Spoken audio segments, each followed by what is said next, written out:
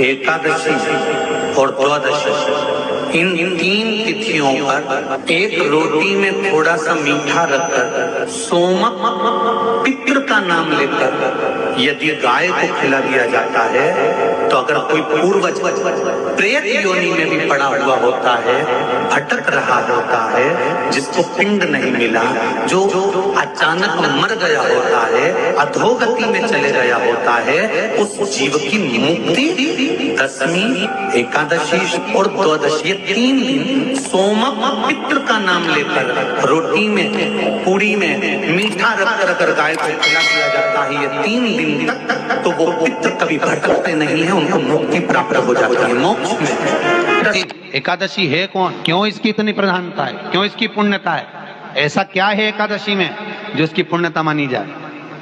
कौन है ये जो भगवान नारायण तक एकादशी का व्रत करते हैं? सुभद्रा जी को भगवान जगन्नाथ ने, जगदीश ने एकादशी का व्रत कराया था। बद्रीनारायण भगवान को माता लक्ष्मी ने एकादशी का व्रत कराया था। क्यों? चंद्रायण एकादशी व्रत की माता। एकादशी है कौन? तो कहा जिसको व्रत करने पर भगवान नारायण भी जिसका व्रत करते हो, भगवान माता लक्ष्मी जिसका व्रत करती हो, वो एकादशी है कौन? तो शास्त्र वर्णन करता है महाराज, स्कंद पुराण का सुंदर चातुर्मास्य खंड के अंतर्गत वर्णन आया है महाराज। एक बार भगवान विष्णु आनंद में विराजमान थे, पद्मावती और माता लक्ष्मी दोनों उनके पास में विराजी हुई थी। भगवान लक्ष्मी और पद्मावती दोनों बेटी, एक सिर के पास, एक चरण के पास। कुछ समय बाद वहीं पर ब्रह्मदेव का आगमन हुआ और ब्रह्मा जी आगमन पाकर भगवान नारायण पद्मावती से लगकर उठे और उठकर लक्ष्मी की ओर झुके।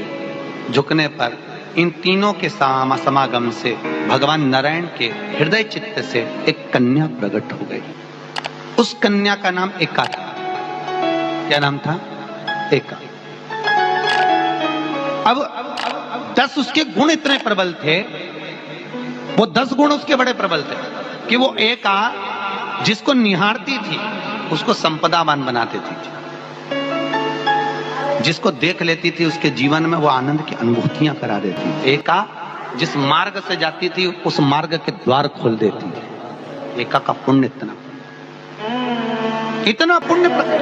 पद्मावती और लक्ष्मी ने कहा महाराज ये बेटी आपके द्वारा निर्मित हुई है, इसका कन्यादान करना चाहिए। हमारे यहाँ हिंदू धर्म में रीति है, जिस दिन कन्यादान करा जाता है उस दिन व्रत रखा जाता है। अब आजकल रखते कि नहीं रखते मालूम नहीं, और कन्यादान करते समय व्रत रखा जाता है। व्रत रख श्री एकादशी के दिन कभी कभी तुम बद्रीनाथ चले जाओ, एकादशी के दिन तुम द्वारका चले जाओ, एकादशी के दिन तुम तिरुपति चले जाओ, एकादशी के दिन तुम जगन्नाथ चले जाओ, एकादशी के दिन तुम्हारी मर्जी पड़े भगवान के किसी धाम में चले जाओ और भगवान को भोग लगाओ और उनकी थाली को झांक कर देखना, उसमें चावल जरूर मिलेगा। उसमें ऐसा नहीं है कि चावल नहीं। बद्रीनारायण में भगवान को चावल का भोग लगा हुआ मिलेगा, द्वारका में चावल का भोग लगा हुआ मिलेगा, आपको जगन्नाथ में चावल का भोग लगा हुआ मिलेगा, तिरुपति में मिलेगा, द्वारकाधीश में मिलेगा, नाथद्वारा में मिलेगा, सांवरिया सेठ में मिलेगा, काकुरोली जी में मिलेगा। आप जहां जाओगे वहां पर एकादशी के दिन भगवान को चावल आएगा, क्योंकि भगवान के लिए परहेज नहीं है। जो काम में डूबा हुआ है, जो आसक्ति में डूबा हुआ है, जो लोभ में डूबा हुआ है, जो वासनाओं में डूबा हुआ है, जो तृष्णा में डूबा हुआ है, और जो माता के गर्भ से जन्म लिया, एकादशी के दिन चावल उसको नहीं खाना। एकादशी और द्वादशी के दिन हमारे हिंदू धर्म, हमारा शास्त्र कहता है, हमारे शास्त्र, हमारे वेद डॉक्टर वर्णन करते हैं कि पीपल के पत्ते को अगर एकादशी और द्वादशी के दिन एक तांबे के पात्र में गला कर रख दिया जाए और उस पानी का आचमन 3 बार करा जाए तो जिसकी नाड़ियां चोक भी हो जाती है, डॉक्टर बोले इसका बाईपास करना पड़ेगा, उसको केवल 3 आचमन पानी एकादशी और द्वादशी को पीपल के पत्ते का कराया जाए तो अंदर की नाड़ियां भी खुल जाती हैं। भगवान का एक नाम है अघोर। ब्रह्मा जी को दर्शन दिया, अघोर मतलब सिद्ध नाम। और बहुत ध्यान से सुनना भाई, बहुत प्रयास कर लिया आपने, कामना सिद्ध नहीं हो रही। 1 लोटा जल, एक जल का पात्र लीजिए, उस जल के पात्र को लेकर उसमें थोड़ा सा लाल चंदन डालकर बेलपत्री के वृक्ष के नीचे और देवादिदेव महादेव को चढ़ाना प्रारंभ कर। उसके बाद में 1 लोटा जल स्वच्छ फिर शिव जी को श्री शिवाय नमस्तुभ्यम बोलकर आपकी कामना कहकर भगवान शिव पर अघोरेश्वर महादेव का नाम लेकर आप चढ़ाना प्रारंभ करिए।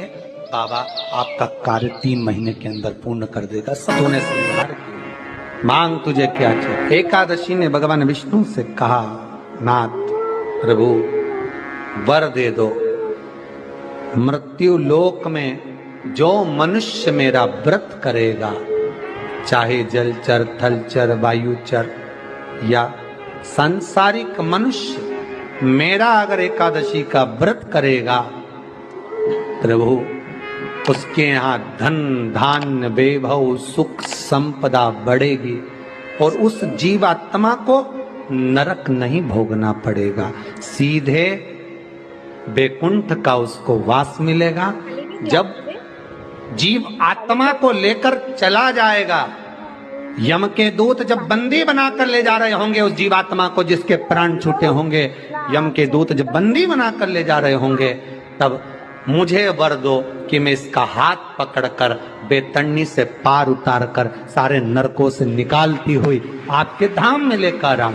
भगवान ने वर दे दिया, तथास्तु। हे एकादशी सुनो, मृत्यु लोक का मनुष्य अन्न का त्याग कर कर, क्योंकि अन्न में एकादशी के दिन पाप पुरुष रहता है, अन्न का त्याग कर कर एकादशी के दिन जो मनुष्य तुम्हारा व्रत धारण करेगा, उस व्रत को करेगा और उस व्रत को धारण करेगा, उसकी मनोकामना पूर्ण होकर वो मेरे ही धाम को जाएगा।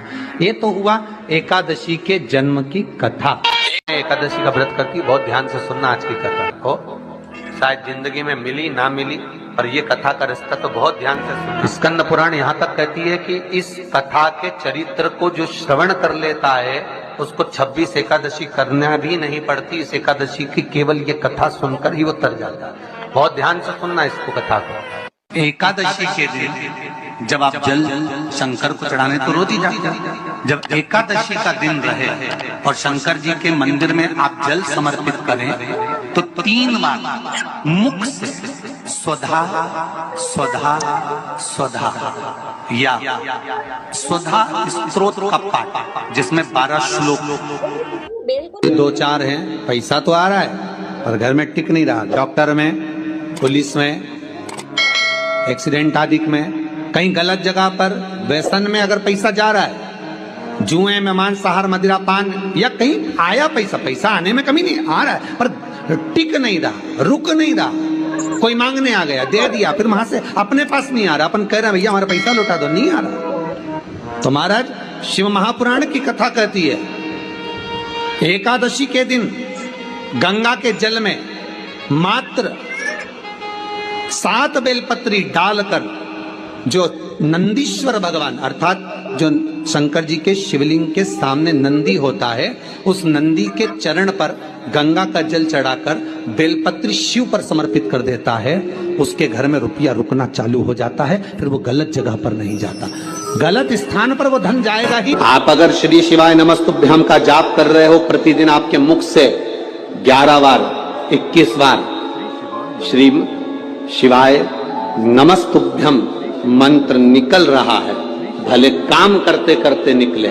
शास्त्र कहता है 1 वर्ष 11 दिन जिसके मुख से 11 बार प्रतिदिन श्री शिवाय नमस्तुभ्यम मंत्र का जाप निकलता है, वो मंत्र सिद्ध हो जाता है और उस मंत्र से वो अपने जीवन को सुखी कर सकते। अभिषेक कर रहे हो, जल चढ़ा रहे हो, दूध चढ़ा रहे हो, आप पंचामृत सामग्री समर्पित कर रहे हो, आप दुनिया की सारी वस्तु भगवान को दे रहे हो, तो घी चढ़ाते समय जब घी चढ़ जाए, शंकर के शिवलिंग पर घी चढ़ गया, उसकी 1 उंगली लेकर शिव मंदिर में जहां शंकर जी पिंडी पर बैठे हैं, उस जलाधारी पर जो शिवलिंग रखा हुआ है, उसके चारों तरफ उस घृत को लगा देना चाहिए अपनी कामना कर कर। महाराज शिव उसको स्वीकार करता है। जो अभिषेक आपने किया है वो अभिषेक का फल भगवान भोलेनाथ कुछ ही दिन में प्रदान कर देते हैं, मात्र उंगली फेर देने पर। घृत पात्र की उंगली को याद रखिए। गौदान और एकादशी, श्रीमद वल्लभाचार्य जी ने मायावत का खंडन करा था जगन्नाथपुरी में, और श्रीमद वल्लभाचार्य जी ने कहा था एकादशी मरने के बाद मत दो, एकादशी जीते जी दो। कहा था कि नहीं कहा था? जीते जी दान करिए। इसलिए जगदीश में, जगन्नाथपुरी में एकादशी उल्टी लटकी हुई है। करें आपने दर्शन। जगदीश में एकादशी को उल्टा लटकाया, क्यों? क्योंकि वल्लभ ने कहा कि एकादशी जीते जी दो। कई पंडितों कहते हैं तुम्हारे दादाजी मर गए, जब 12वें का दिन होता है ना तो पंडित जी संकल्प छुड़ाते हैं, दो एकादशी। बड़े बेटे ने 5 दे दी, छोटी बहू ने 3 दे दी, उसने 2 दे दी, उसने 2 दे दी, तो क्या तुम्हारे दादाजी भिखारी थे जो तुम्हारी एकादशियां लेकर जाएंगे? और तुम कौन होते हो दादाजी को एकादशी देने वाले? तुमने कौन सा इतने पुण्य कर लिए जो तुमने एकादशी दे दी? एकादशी के दान की महत्वता श्रीमद् वल्लभाचार्य जी ने कहा कि कोई व्यक्ति अगर खटिया पर सड़ रहा है, पलंग पर तड़प रहा है, हॉस्पिटल में पड़ा हुआ है, तो निवेदन है कि उसको देखने जाओ तो अपनी करी हुई एकादशी में से 2 एकादशी का दान उसको तुरंत दे दो। क्यों? तो जिससे उसको मोक्ष मिल जाए। एकादशी का व्रत ही में किया गया हमारा पाप कर्म है। हमने किसी जीव की हत्या करी है, हमने किसी को कष्ट प्रदान करा है, हमने किसी को अपशब्द कहा है, हमने किसी को ताने दिए, हमने किसी को आड़ा टेढ़ा कहा है, हमने किसी को गालियां दे दी है। मात्र एकादशी का व्रत ही कर लेने पर ये सारे जो दोष हैं वो समाप्त हो जाते हैं। एकादशी के दिन जब आप जल शंकर को चढ़ाने तो रोज ही जाते हैं। जब एकादशी का दिन रहे और शंकर जी के मंदिर में आप जल समर्पित करें तो 3 बार मुख से स्वधा स्वधा स्वधा या स्वधा स्तोत्र का पाठ, जिसमें 12 श्लोक। आइए भक्तों, आज सुनते हैं तुलसी माता की चालीसा। यह चालीसा सुनने से होती है हर रोगों से मुक्ति, मिलती है सुख समृद्धि का आशीर्वाद। तो एक बार बोलिए प्रेम से विष्णु भगवान की जय, तुलसी माता की जय, भगवती माता की जय। श्री तुलसी महारानी करु विनय सिरनाय, जो मम हो संकट विकट दीजे मात नसाय। नमो नमो तुलसी महारानी, महिमा अमित न जाए बखानी। दियो विष्णु तुमको सम्माना, जग में छायो सुयस महाना। विष्णु प्रिय जय जयंती भवानी, तिहु लोक की हो सुख खानी। भगवत पूजा करे जो कोई, बिना तुम्हारे सफल न हो। जिन घर तब नहीं होए निवासा, उस पर करे विष्णु नहीं वासा। करे सदा जो तब नित सुमरन, ते ही के काज होए सब पूरन। कार्तिक मास महात्म्य तुम्हारा, जाको जानत सब संसारा। तब पूजन जो करे कुमारी, पावे सुंदर बर सुकुमारी। करे जो पूजा नित प्रति नारी, सुख संपत्ति से होए सुखारी। वृद्धा नारी करे जो पूजन, मिले भक्ति होवे पुलकित मन। श्रद्धा से पूजे जो कोई, भव निधि से तर जावे सोई। कथा भागवत यज्ञ करावे, तुम बिन नहीं सफलता पावे। छायो तब प्रताप जग भारी, ध्यावत तुम्हि सकल चितधारी। तुम्हि मात यत्र तंत्र में, सकल काज सीधे होवे क्षण में। औषधि रूप आप हो माता, सब जग में तब यश विख्याता। देव ऋषि मुनि और तपधारी, करत सदा तब जय जयकारी। वेद पुराणन तब यश ज्ञाया, महिमा अगम पार नहीं पाया। नमो नमो जय सुख कारिणी, नमो नमो जय दुख निवारिणी। नमो नमो सुख संपत्ति देनी, नमो नमो अख काटन छेनी। नमो नमो भक्तन दुख हरनी, नमो नमो दुष्टन मद छेनी। नमो नमो भव पार उतारिणी, नमो नमो परलोक सुधारिणी। नमो नमो निज भक्तन उबारिणी, नमो नमो जन काज सवारिणी। नमो नमो जय कुमति नशावनी, नमो नमो सब सुख उपजावनी। जयति जयति जय तुलसी माई, ध्याऊ तुमको शीश नवाई। निर्जन जानी मोहि अपनाओ, बिगड़े काज आप बनाओ। करूँ विनय मैं मात तुम्हारी, पूर्ण आशा करूँ हमारी। शरण चरण कर जोड़ी मनाओ, निस दिन तेरे ही गुण गाऊं।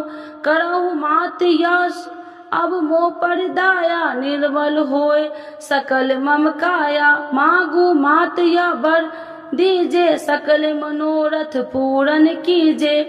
जानू नहीं कुछ नेम उचारा, क्षमहु मात अपराध हमारा।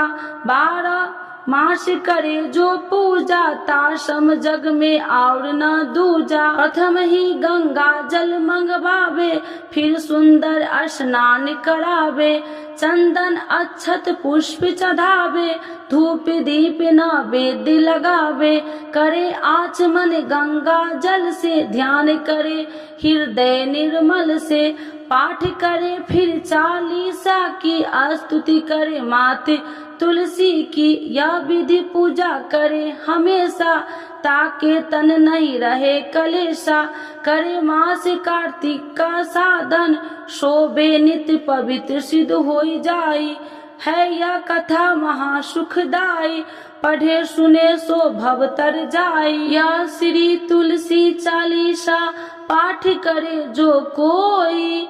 गोविंद सो फल पावही, जो मन इच्छा होई। तो एक बार बोलिए प्रेम से विष्णु भगवान की जय, तुलसी माता की जय, भगवती माता की जय, सर्व देवी देवताओं की जय।